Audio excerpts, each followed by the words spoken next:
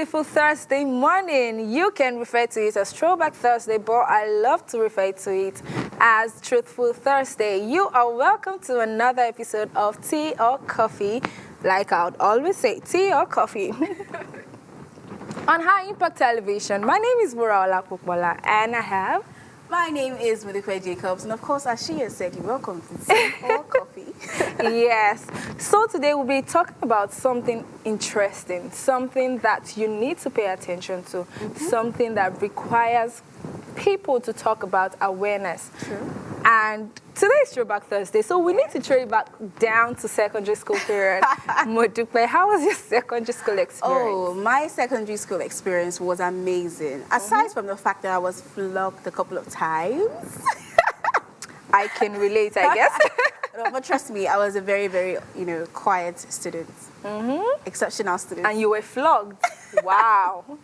Okay, but the thing is, we have to talk about this because teachers, in as much as they're doing a great job, most of our teachers, I feel, my opinion now, that most of them haven't gotten the fact that you don't always have to force, your opinions or just be all about you want to pass information to these students. You have to recognize their emotions because even a 2-year-old has emotions, even a 1-year-old child has emotions. So when you're dealing with these students or children, as the case may be, you have to know that, okay, sometimes they may not want to learn. They may have, should I call it brain block or something, Yes. or there's something wrong with them, maybe from home, and then they carry that burden to school, yeah. and it's difficult for them to concentrate, So you have to recognize that fact and, okay, learn how to, should I call it emotional appeal now? Yes, emotional intelligence. Yes, appeal to their emotions and know how to bring them back, take their minds away from what is bothering them, and then pass across your information. That way it sticks. Having a relationship with them also matters. You have a point there, actually, because I feel that the children, the pupils, most of the time spend time with their teachers. True. Because now you resume school 8 a.m. in the morning, and for those that have to go through extra lessons, you stay till 6 p.m. And then you come home 6 to 9, 3 hours with your parents, and you're off to bed. The following day, the same thing, and it goes on like that. So they spend more time with their teachers, and then for me, I think teachers need to, go beyond being a professional in your field or understanding a particular subject or being good at a particular subject. Yeah, you were good. Yes, you know what you are teaching. You are a professional. You're a pro. Yes, good, fine. But then, now, how do you now infuse this knowledge if you do not get the attention? For me now, in my secondary school time, I had a favorite teacher. True. Now, not because I loved the subject, but because there was this particular approach, there was this personality that was so welcoming and friendly, that always made me feel like, okay, I could talk to this teacher at any time. Because it went beyond coming to class and having to just write, teach. Do you understand? Most times, the first thing, he comes to the class and then, hello everyone, how are you? He tries to have this personal relationship, try to understand your mood, try and flow with how you are. There was a particular day, I can't remember, but I was down kind of, and then he called me and sat me down like, what's happening? In class, you were not so interactive like the way you are, because I know that Wura would always ask questions and everything. Once I do not understand something, I am willing to ask questions. But then today you're just cold. Are you okay? And then he talked to me. I felt like, okay, I found a friend in that teacher. True. Like I was able to relate and explain to him. And then following day, trust me, we had a test. Knowing that I did not, I wasn't paying attention the other day. And the following day, we're supposed to have a test. Do you know, because I didn't want to let him down. Because he spoke to me and told me that do not let your emotions, ruin your academic excellence. So I had to, read and, make him proud. I can actually relate because I also had a couple of, good teachers that I actually really liked, that I personally paid attention to their subjects in school, talking about literature, English, mathematics, funny enough, because our maths teacher was one of my closest friends in school. No, that's the thing. I actually didn't like the subject, but because of the teacher that was teaching it, I had to pay attention to it because he had a way of just making me feel, okay, you do not like the subject, but you are brilliant enough to understand what mathematics is all about. And at the point, I was actually top when it came to mathematics, just yes. because I paid attention to it because I liked the teacher. Now, there were yes. some particular subjects that they were simple, easy to understand, interesting, but because the teacher was not just, we didn't have that relationship. I always saw the teachers wicked and not nice, so I just decided not to pay attention to and they might be going through probably personal problems or issues, and then they come to class and just, there was one day I was like, okay, if you think you are going, I also have my own personal problems, but I'm willing to learn from you, I'm willing to key into your knowledge, and that is why you're teaching me. I don't expect you to, lay out the frustration on me and all of that. So that's the reason why when you were saying emotional intelligence, they have to know how to handle their emotions, especially when they're in class. You don't have to pour whatever things you're going through at home affects your teaching, your classroom environment and everything. So I really think this topic that we are about to say, because we haven't said it. Because I know a lot of people will be wondering why we are talking about teachers. Yes, exactly. Yes. And our topic for today is, drumroll, wura.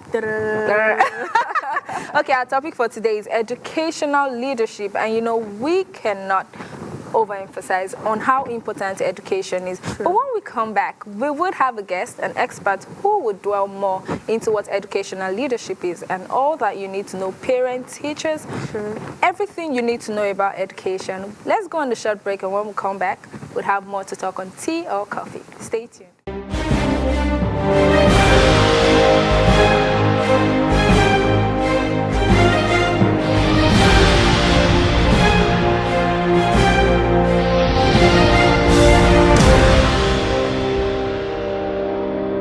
Experience the excitement at High Impact Planet Amusement Park and Resort.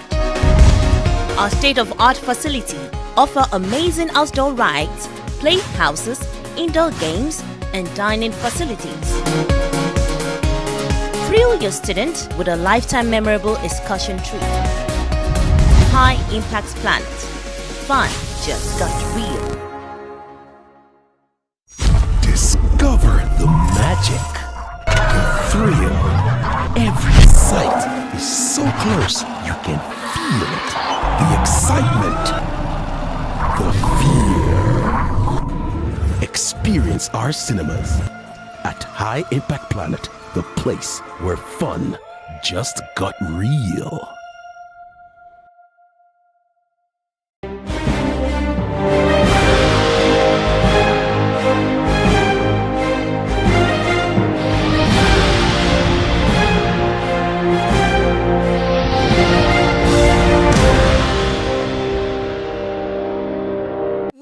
Welcome back. This is still Tea or Coffee on High Impact TV. Of course, we are the first full HD TV station in Nigeria.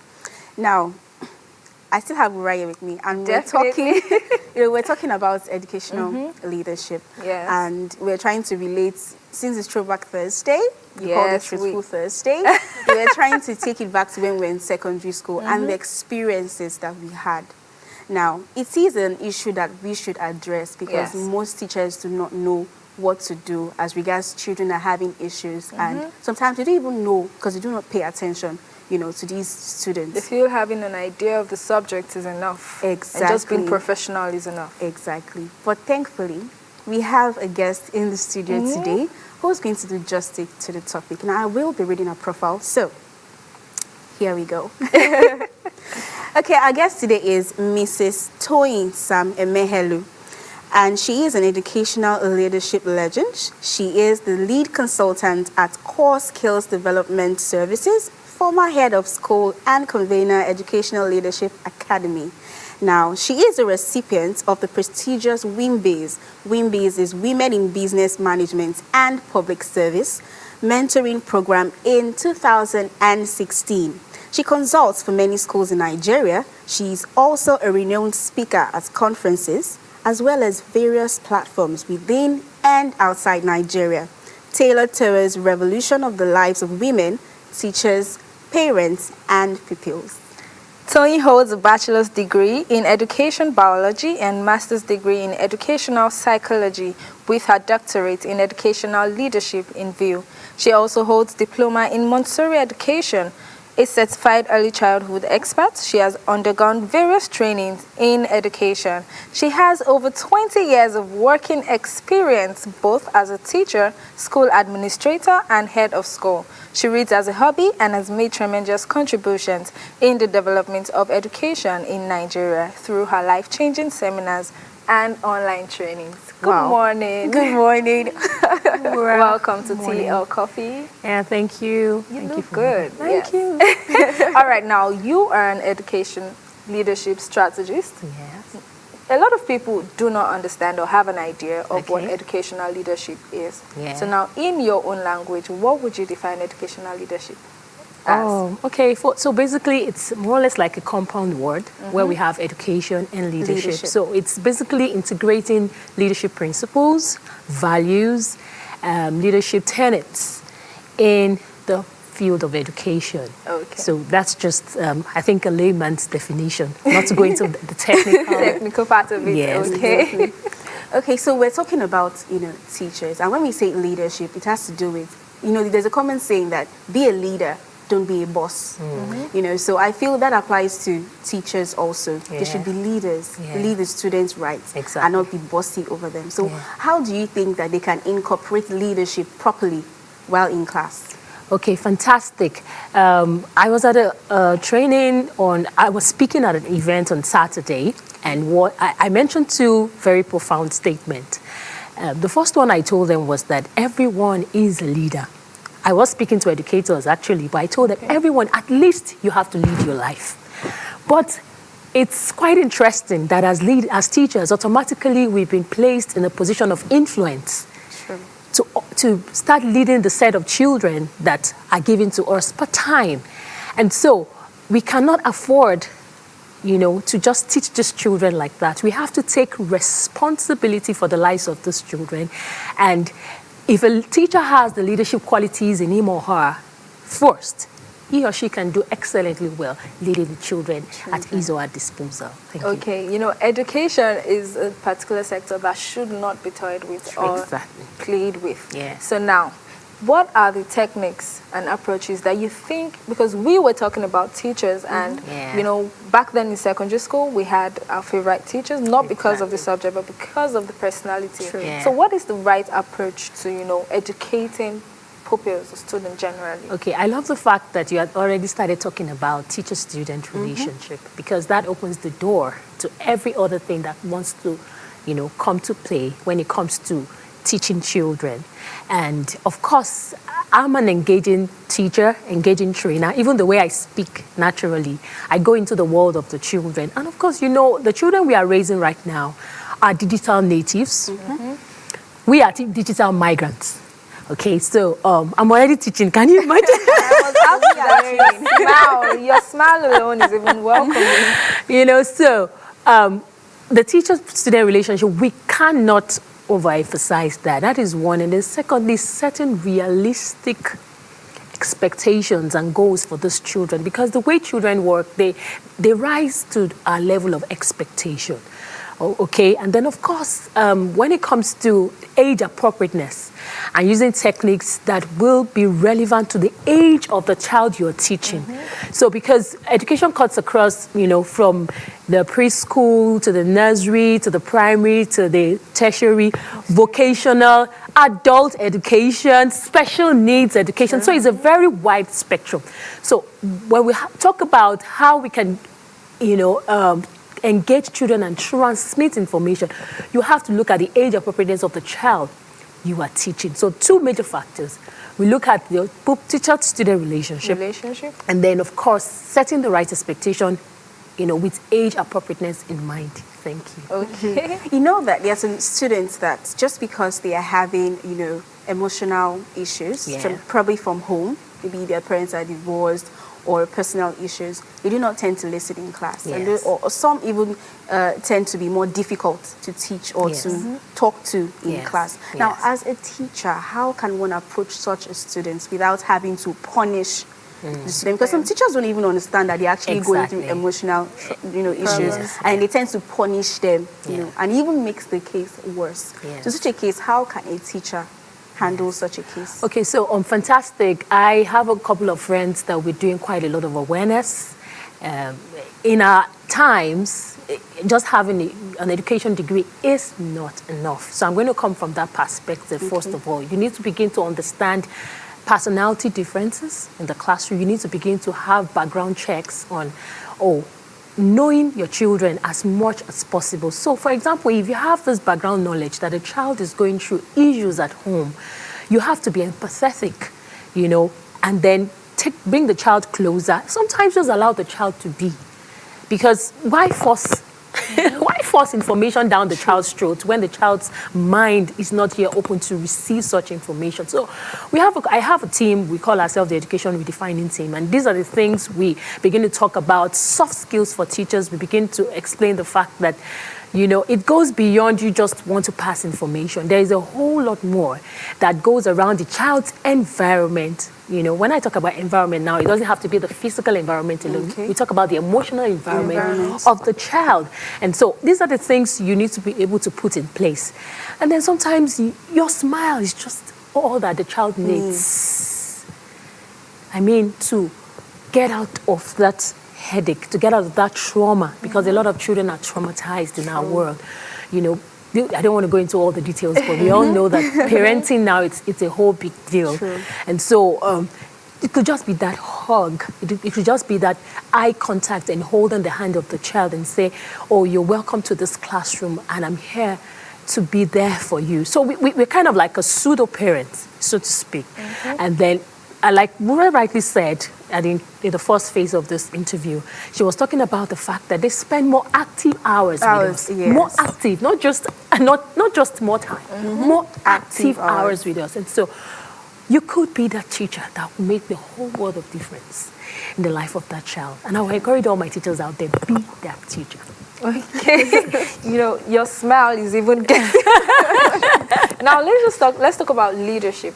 Now, you as an educator or a teacher, yes, you must have the capacity of a leader. Yeah. You must also have the ability to be a leader. Now, how do you now incorporate or imbibe such spirit and capability into the life of your students also? Fantastic.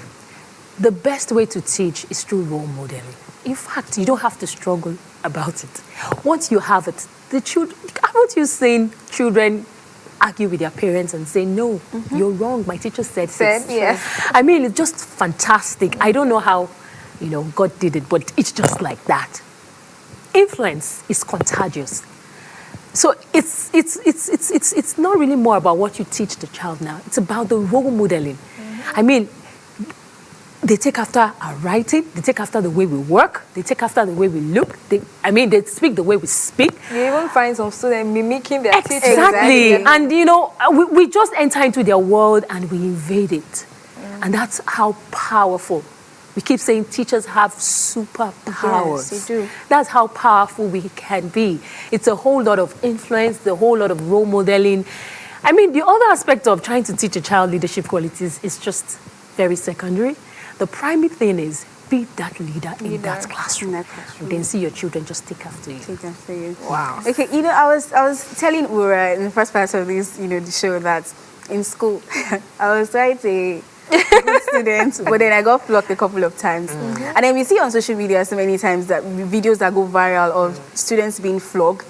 And I think it's actually been worked on. I think they've stopped it also. Yes, that's the kind of last bill year that has been passed by, especially So Lagos State government. Lagos State government. Yes, Okay, but I just want to ask: do you think flogging is actually a right way to discipline, a child or a student? Well, inflicting physical tools on a child for correction is not actually the right way. You and I know that. Yes, it might give us immediate results, but what's the long-term effect? And then we've had this argument that, so we leave them to just do what they need to do. No, we don't do that. There are a lot of other techniques in which you can use to discipline. Most importantly, one of the ways we can go about it is, because I don't like just identifying problems. I like to give one or two ideas to bring about solutions. So does it mean that we shouldn't discipline children anymore? No, that is not what we mean. But you can try to understand the child's love language. And so we have like 5 love languages, you know, the physical touch, the act of service, you know, you have Words. yeah, words of affirmation, you know, and all that. So look out for the child's love language. And then within that time, withdraw that love language. I mean, it goes a whole long way. I mean, I do practically with my own biological children, and you know, it really works. It really works. You know, like my son, he loves giving of gifts, and so you just tell him, oh, you don't want to do this, and then mommy's not going to buy you that gift, and then he goes, oh, in fact, he will get it done in a split second, and I'm like, oh, really? So you can actually do that? I mean, didn't I get the result I wanted? Of course I did. And was the child, in fact, sometimes we both laugh at it and then we move on. So, I mean, we can adopt that as a way of helping to make sure that we make the children behave the right way. Okay. All right, so you need to appeal to their emotions actually to get them. Exactly. So for me, I think that should be one of, you know, teaching skills and styles that you need to possess. Yes. So now we have other people watching us from other parts of the world, not just Nigeria or Africa. So now, what teaching style do you think is appropriate? I'm not going to limit it just to Nigeria or Africa. Of course, all over fantastic. the world. I'm a global educator, so of course I'm going to be giving you techniques from global perspective. Okay, so what teaching style do you think is well, appropriate? okay, so first we have teaching style that is engaging, participatory. Now, the 21st century teacher is not just a teacher anymore. We are now facilitators of learning. Wow. Facilitators. And what does a facilitator do? Just what you're doing. I mean, you are engaging me in a discussion. I didn't just sit down here and then you're talking all over my head. So that's just the first thing an average educator needs to know. We are facilitators of learning. So what do we just do? We get out of the way and we let the children own their own learning. So we have techniques like, you know, from small groups to pair. You know, think, pair, and share. We have the one for large groups. You know, we have peer mentoring because children learn so much from one another. We have what we call the blended classroom. I'm going to help you out with that because I know now I'm going some. Yes. Okay, so it has to do with incorporating technology and the traditional classroom. So it has I don't want to go into all that. You know, it's going to take so much of our time. Then we have the flipped classroom. Flipped classroom is, let me just explain very briefly, where the children do the research, they read it, and then they come back to the class and discuss with their children, with the teacher. So now it's like, it's flipped. The teacher plays the role of the student, and the student plays the role of the teacher. So of course we have storytelling and storyboarding that is working real well. For example, I've had to tell 1 or 2 stories here, and then it help to drive on my point. You know, so these are just to mention but a few, because I could go on and on. These are techniques that have been, you know, widely proven, and you know, it's fantastic because in as much as technology is very good, we also have to be able to allow children to learn from one another and make it a whole lot interactive. So of course, for children in the tertiary institution, they can, you know, go into what we call service learning. Service learning is basically going to the industry where you're about to fully evolve into, serving there and seeing how you can deploy your skills. And then maybe sometimes you could change your mind. Having had practical experience of the workplace, and you're like, no, it's not really what I actually wanted. You know, maybe it was just a perception, which could be deceptive sometimes. So, you know, and then from the children on the preschool level, anything that could help them use their 5 senses, manipulate, and then, of course, have a good grip of the physical environment. Because they are smart these days. You'll be amazed at what they can things they know and they can do. Because I've actually heard the child say, you know, why do I need to go to school when the teacher could go to the internet and, you know, get information and give. I can also go to the internet and read. You know, they just feel they can rely on social media and all that. You know, but we can't remove the place of human interaction. It's very, very critical. Because in as much as you're not going to marry technology, you know. You definitely can. Right? Do you get what I'm trying to say? Technology, well, maybe your boss somehow, but somebody is going to be behind that technology to pay you. And then if you have to become an entrepreneur, you must be able to have good business intelligence in which you can also make presentations. You're not going to present to robots, are you? So that's why, in as much as technology is doing quite a lot, fantastic, there's no doubt about that, we must ensure that technology that engage human interaction is embedded into whatever we're doing in the classroom.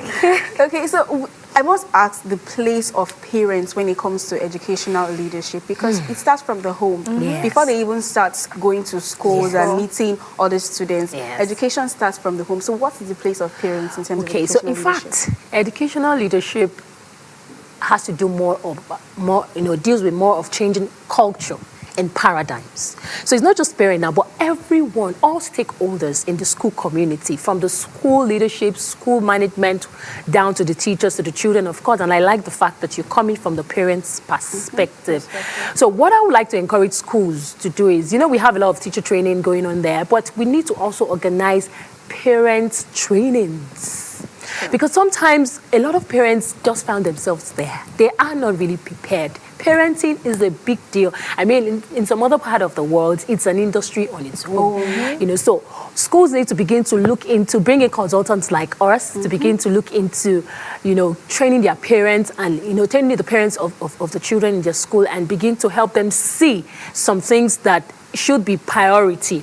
I think one of the things we are also losing out in our generation is misplaced priority. And if you really look at it, yes, we want to level up, we want to make money, we want to be financially independent and all.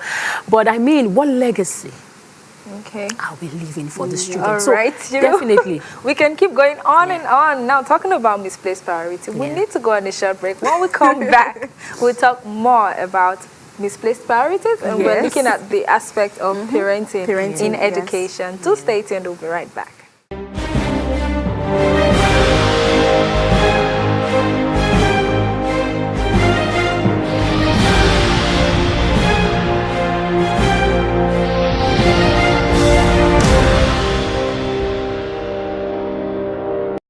Walking into comfort in a safe environment is every family's dream. At High Impact Planet Resort, our fully furnished service apartment is a home away from home. Amazing views right in your luxurious world. Work out to keep fit for an amazing body at the gym. Get affordable groceries and personal care items at the supermarket.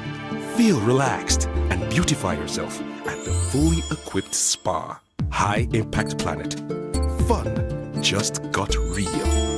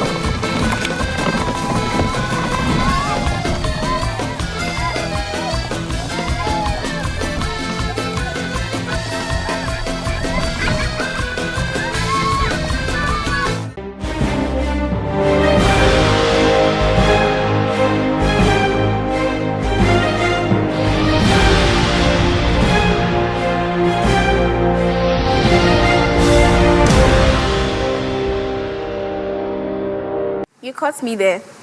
Welcome back to Tea or Coffee. This is still Tea or Coffee?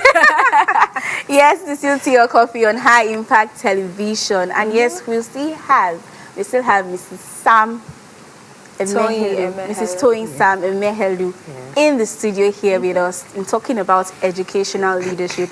And just before we went to that break, we're talking about misplaced priorities and the place of parents in educational leadership. So you were educating us on that. Okay, so the home is the most fundamental organization in the whole world. And so if we don't really get it at the home front, there is little or nothing we can do out there. And parents need to understand that they need to, couples, let me put it that way. There is a place for having a family vision. I mean, this can be strange to some people, but I remember about 10 years down the line when I was about getting married, my husband and I sat down and we had a family vision. We had family core values, what we wanted our family to stand for. Okay. Now, it's not going to be a ride in the park, quite all right. But you know, what it helped us to do was to create a sense of direction and a plan, you know, at the beginning of the journey. And looking back to almost 10 years now, it has really helped us to put perspective in place. So, you know, we don't have roles like the typical, oh, this is the husband role, this is the wife role. No, we fall into these roles based on situation. Okay. So I'm not trying to advocate that maybe women should sit down at home while the men go get all the money. No, because there are days when I have to get out there. My husband, he's at home cooking for the kids. Wow. And then, of course, when it's time to pay house rent. I get that. You would balance So you can have a mental picture of what I'm trying to talk about. And it's been a very fantastic journey. You know, of course, not void of its own challenges, but over the years, we've been able to go through the process. And then our children have an equal, how will I put it now, a balance of relationship with mom and then, of course, with dad. And it will shock you, we never had a maid. Wow. Well, it was a decision we made early. And then, of course, we knew that we just wanted 2 children. And then, so, but it all boiled down to a family vision. So I would like to encourage parents, or, you know, when the 2 lovebirds kind of coming together, you know, let them sit down together and kind of have a fun. What do we want to make out of our homes? I mean, I don't need anybody to tell me that my children are going to be so successful, because I know from the beginning, even before I had them, before I saw them physically, I saw them in my mind eye. And that's where educational leadership comes into play. So I saw them in my mind eye. And then I kind of have had a mental picture of what I want them to turn out to be. So having the end in mind, you know, it's one of the principles, 7 Habits of Highly Effective People. It's a book written by Stephen Covey. Okay. And then it was one of the things that helped to form that bedrock for us as a family. So I would like to tell parents to have the end in mind. You know, while you are at the point of starting that home, think about the next 40, 50, 60, 70, 80 years and kind of think, what would you want your lineage to be known for, and what legacy do you really want? You know, money is a tool, quite all right. We can't overemphasize that, but it's just a tool, and it could be constructive or destructive. Okay. You know, according to UNESCO Institute of Statistics, their director, Sylvia Mentoya, once mentioned something that when you put education, having access to education definitely is part of the picture. Exactly. But now a lot of people feel that, okay, you having education is enough, having access to it. Now, they do not consider learning crisis, the things that could go wrong in the process of being educated. So what are the learning crises that you see or you have realized that crumbles or affects the educational sector of the country? Well, it's a huge one, and then of course it's a broader scope. When we talk about Nigeria as a nation, we have so much challenges that we have to battle with, especially in our industry, from national budgetary to stigmatization of teachers to the wide spectrum between the public and the private sector, in the education industry, to, just name it, to even a lot of schools not being run well with the right facilities but I have in my own organization, I've decided to be a part of the solution, and then not allowing the problems to overwhelm us. So for me, I have been able to, I wouldn't really want to talk more about the problems here. When you're talking about, there was a word you used there. Is it the learning crisis? Learning crisis. I don't want to talk about the crisis. I really want to focus on the solutions and the way forward. And because anybody could just come here and talk about the crisis. resources. Request. Talk But is- then, you know, we have to identify the problems first. Yes, I know. Then now That was why solutions I to kind the of problem. mentioned so much of the problems earlier on when I was talking about, you know, from the policy makers Yeah. True. to the national National budget. Budget and to, you know, placing priorities on teachers' welfare and, you know, so like I was saying, that one thing our organization have tried to step into, Koskis Developmental Services, is to, you know, help focus on what is most important, which is the Nigerian child, the African child. Okay, and so how do we go about achieving these our goals? Okay. So we kind of help to school leaders, school owners, we kind of come in to give some strategic solutions to ensure that, you know, the school culture is being overhauled. There's a kind of change in paradigm, and helping all stakeholders in the school community to work together to create a high-performing school. So like I was saying, you know, it may not look so big now, but we know we are doing quite a lot, and in our own little space, because we know everything rises and falls on leadership. We have decided to take on this challenge and to work, you know, decide to take this bold challenge and then to give our best as much as we can to bring about solutions in the aspect of educational leadership. Because of course we have special needs, we have, I mean, it's a wide spectrum, but, you know, we're able to cap this niche and then give it all it takes. Our team are doing so much to ensure that there is a culture change in most of our schools. You know, I'm quite intrigued, learning a lot, you know, especially the parts where you said you have to actually sit down with your partner, that is a to couple, understand. you know, to understand. And then you talked about preferring solutions and Yes. not looking at facing the problems that we have. Exactly. Now, when we talk about educational leadership, for private schools, it's Yes. easy Yes. for the owner of the school to, you know, form some sort of forum Yes. where teachers can be educated on how to deal with these students. Exactly. But for public schools, is not really Yes, easy. well- So Yes. now we have identified that as a problem. So Yes. what will you prefer? What solution? Well, will you fantastic. We're already doing something too in the public space. That's amazing. We actually work in collaboration with a lot of organizations that are tailored towards low-cost schools. Remember, it's not just about public schools Public now. We schools. have another group. They are like in between. They are neither here nor there. Exactly. So we are actually working with Holistic Business Solutions, and they are carrying on projects on SEED, which is the Sustainable Education and Enterprise Development. We have also collaborated with a whole lot of African Legacy. It's a UK-based international company that actually looks into the aspect of children's reading and writing. So, you know, we kind of collaborate with all these other companies to provide support for the public sector. And we are still open for a lot more collaboration as time goes on, because we really want it not just about the private school child now, because, I mean, it's the larger society, so you never can tell.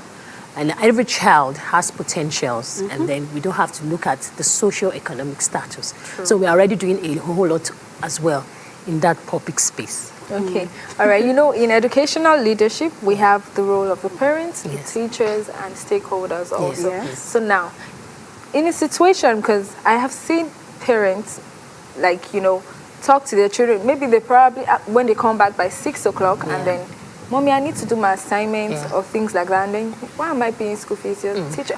Or they hand over these children to lesson teachers or people who can coach them on subject, feeling like they do not have, and that's where the priority, misplaced priorities, you know, comes in place. Yeah. So now, how would you, you know, advise parents to be able to balance the educational life of a child and also the moral life, because every part of the child is important and necessary. It's not just about being educated. Exactly. True. Character-wise, you must be sound also. Exactly, yeah. So it's such a fantastic question. It's more or less about informing them to have a change of mindset. Okay. The first thing parents need to know, they are the primary educators of their children.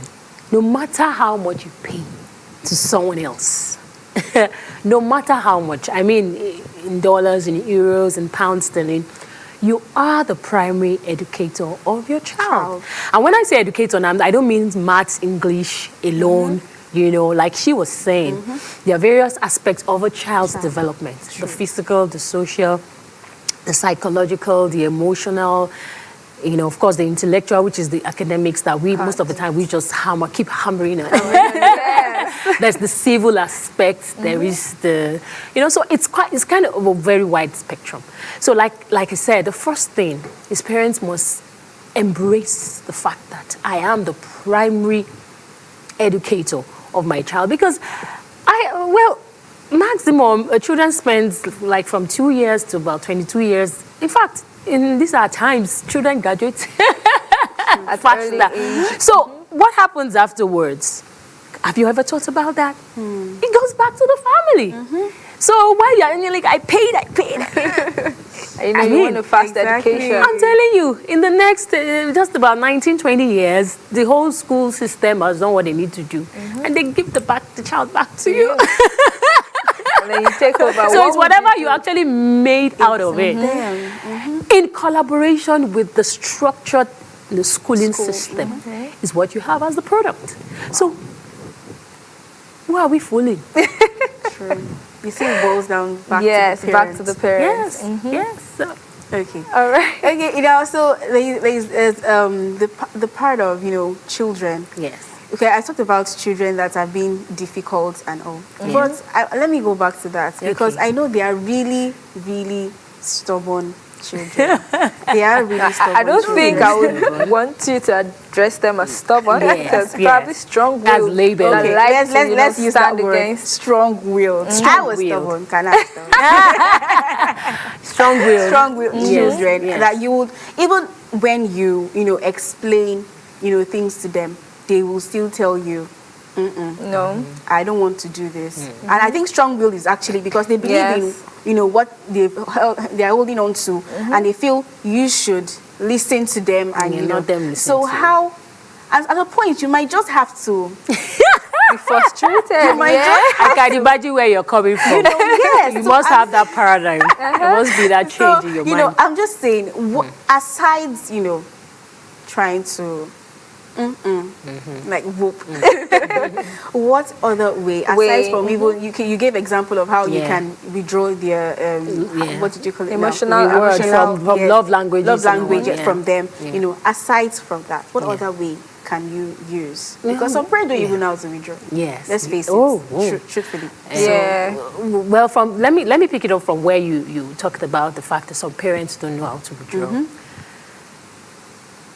You have to play whether you like it or not, as a parent, you need to play your role as a parent. That's true. Now, I've had instances where I've been a bit hard on my children, and then they tell me, I'm not your friend. And I, come here. Look at me in the eye. I'm not your friend neither. You know, my friends, Auntie Rhoda that came the other day, you say, yes, I am your mother. And you are my child. Yes, in some context, I could be your friend. And then parents need to understand the fact that when a child is born to the 6th year, that is the formative year. So whatever you're not going to accept for that child, you must be very firm. Because children will naturally try. True. So between the age of 7 and to about 12 is like the norming. So you begin to give him more options, choices, you begin to negotiate. Back and forth. That's what I do with my daughter, actually. She's going to be turning 8 in December. So we're already negotiating. In fact, this morning we still negotiated, and I allowed her to have a way. Because it has its own advantage. Yeah, She was able to grow up to have a mind of her mind own. yes. Do you get it? Then from the age of 12, once they are teenagers, that is when you become friends. In fact, if you start nagging at that point, you're going to lose that child. So understanding these different phases is very critical to effective parenting. Do you get that? So now, coming back to the aspect of disciplining, apart from love languages, and know your child. I would say know your child. Every child is different because they have come with unique strengths. Even the so-called, how will I put it, the opposite of strong-willed, the so-called conformed child that, very, mommy says this, they are the teacher's favorite. Yeah. Sit down there all day. They also have their weaknesses. True. Sometimes they are not bold. Sometimes they are not courageous. Yeah. They just keep it in themselves. So the other strong-willed child looks like stubborn. But it's a kind of a strength, and a weakness thing. So the very conformist child is always there. But so child are not daring. You won't see them coming all out for what they believe in. These are the children that will be bullied. So it's just like I said, knowing your child. You must be able to know your child. Identify the child's strengths, identify the child's weakness, help the child to focus more on his or her strength.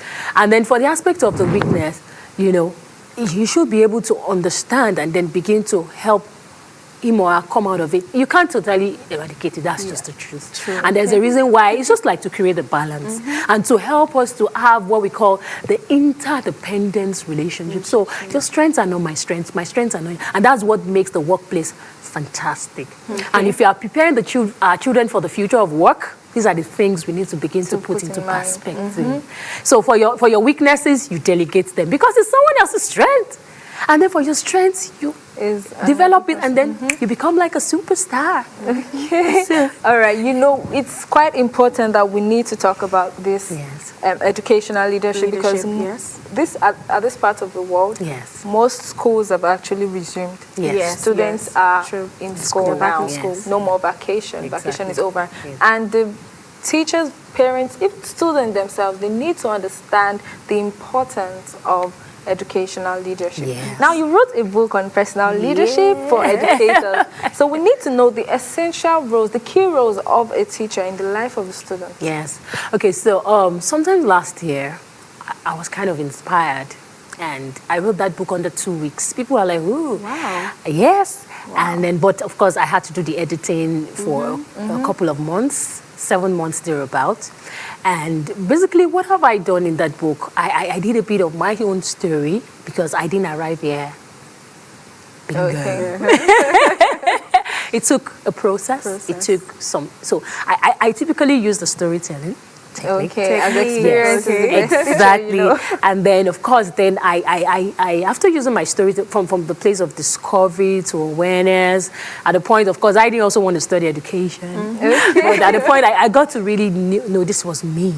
And then, so I owned it, but very early. So I was very, would I say, fortunate to be able to say, oh, this is what I'm caught for. And then I don't even feel like as if I work because I enjoy what I do. And so I wrote this book, and what I did in it, the introduction and the first chapter was just to talk about my own story and then help to clarify the concept of educational leadership and help teachers to realize that they need to take on personal leadership, not for anything, but because they are natural influencers. All right. And the more teachers can take on the responsibility to lead themselves, the better. So, there were principles that I shared in that book. I talked about plans and processes. I talked about let's quickly just brush down the roles because our time, before it's fast. Yes, okay, all right. Let's just quickly brush down on the key roles of, an educator. Yeah, well, the key roles, an educator is a friend, is a mentor, is a coach. Of course, the primary role of being a teacher is a leader. Very, very important. And the educator is how will I put it now? Someone that the children confident, someone that the children can confide in. In fact, we have teachers that children even confide more in them than in their parents. Yeah, so we are also like pseudo parents, but we have to be careful with that role because sometimes some educators take it overboard, and then we begin to evade farther than we do. So those are like some of the few roles in which educators are. So we're also entertainers. Yes, because you need to create a fun environment. Yes. I've seen teachers that would, arrange things and say, what is this? And, that helps the child to be and more even some active. teachers, I had a particular teacher in school then that used songs to teach something. I think it was an English teacher. We are musicians.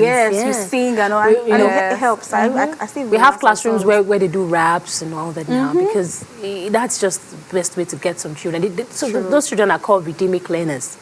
That's just the best way to get information across to them. It is not the normal verbal speech. Till tomorrow, I would still be grateful to my literature teacher because there are some books that, my friends, when I'm in the midst of my friends, they mention, I'm like, oh yeah, I know that book. Why? funny enough, I didn't really like literature, but he would ask you to come out and act the book. So in the process That's of role acting, modeling. obviously Yes. you would not forget what The you're role, acting and the role you played. Even till tomorrow, I still tell people, I have a background in acting. You had to act cool out one. the role Yeah. that you are reading, and it helps Exactly. in examinations Yes, it it is does. now Recall. yes, Yes. because and then you just put down what you you- have done Yes. or what you've practiced. In your own words. and in your You know, own way. we could go on and on today, but Modupe, what have you learned today? The first one that actually stuck, is amongst others, is the fact that as a parent, when even before you start having children, you have to sit down and talk. Talk about how you want, to bring up your children, the values you want to instill in them, what you want your home to be known for, and the fact that as a parent, you don't just leave all the job, all the work to the teachers. You have to be involved in your child's life, the education, how they learn. You have to be involved.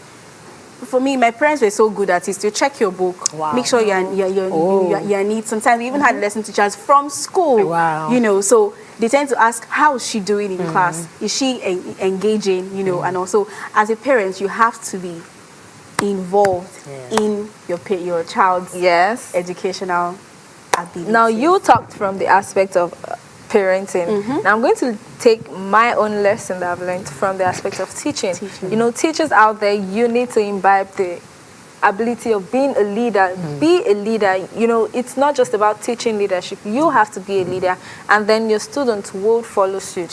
When they see you doing certain things, they would also do it, and that helps learning easier and better. And also know your student, know their ability, know their strengths, know their weaknesses, so you would know how to balance all of that. Thank you so much. We are good Tony. students. Thank you. Yes, fantastic. we've And I'm a learned good a lot. teacher too.